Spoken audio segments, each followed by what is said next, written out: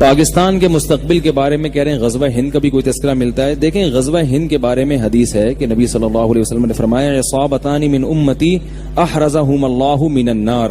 میری امت کے دو گروہ ایسے ہیں جن کو اللہ جہنم کی آگ سے بچائے گا.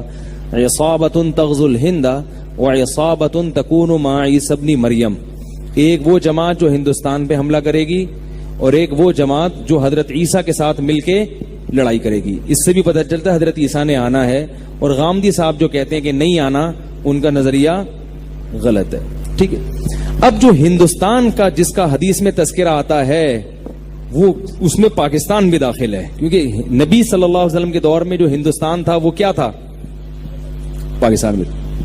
تو جو پہلا فریق جس نے ہندوستان پہ حملہ کیا محمد ابن قاسم تھا, جس نے جو ہندوستان میں سندھ کے راستے سے آیا اور پورے ہندوستان میں اسلام پھیلانے کا ذکر, اس نے اسلام پھیلانے کا ذریعہ, وہ تو 100% اس حدیث میں داخل ہیں, کیونکہ وہ لوگ تھے جنہوں نے ہند پہ حملہ کیا تھا, جس میں پاکستان بھی تھا, کہ پاکستان پہ بھی اٹیک کیا تھا انہوں نے.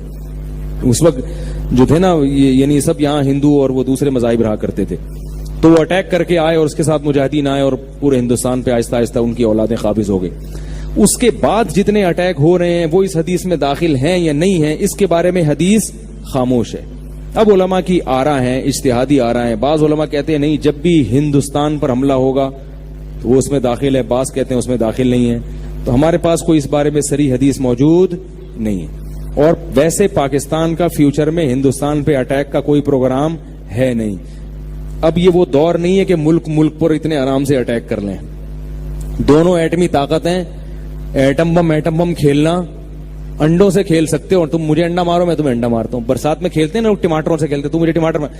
اب یہ نہیں ہوتا کہ تو مجھے ایٹم بم مارو اور میں تجھے اٹھا کے بم ماروں. دونوں ایٹمی طاقت ہیں, دونوں یہ غلطی کبھی نہیں کرتے. اب جو جنگیں ہوتی ہیں وہ سرد جنگ ہوتی ہے. معاشی لحاظ سے اندر کھوکھلا کر دو, اندر تحریکیں کھڑی کرو کہ یہ ٹوٹ جائیں. تو اب ہندوستان پر پاکستان حملہ کر کے ہندوستان پہ قبضہ کر لے, ایسا نہیں ہو سکتا. اسباب کی دنیا میں یہ نہ پاکستان کرے گا اور نہ انڈیا ایسی حماقت کرے گا کہ پاکستان پہ حملہ کرے. اب یہ ہو رہا ہے کہ ایک دوسرے کی جڑیں کھوکھلے کرنے میں.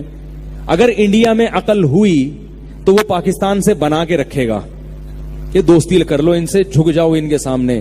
لیکن ان کے سیاسی حکمرانوں میں بصیرت نہیں ہے, اور جو متعصب ہندو ہیں نا, ان میں بصیرت نہیں. وہ مروا رہے ہیں اپنی قوم کو, پٹوا رہے ہیں. وہ عام ہندوؤں کا بھی جنازہ نکال رہے ہیں اور مسلمانوں کو بھی مروانے کی کوشش کر رہے ہیں, پورا ہندوستان کو. تو اب پاکستان اور ہندوستان کی جو جنگ ہوگی, اگر ہوئی تو اس پر ہوگی کہ کون کس ملک کو توڑنے میں کامیاب. پاکستان تو انشاءاللہ ٹوٹنے کی, کیونکہ جتنی بڑی بڑی کوششیں ہونی تھی ہو گئی ہیں.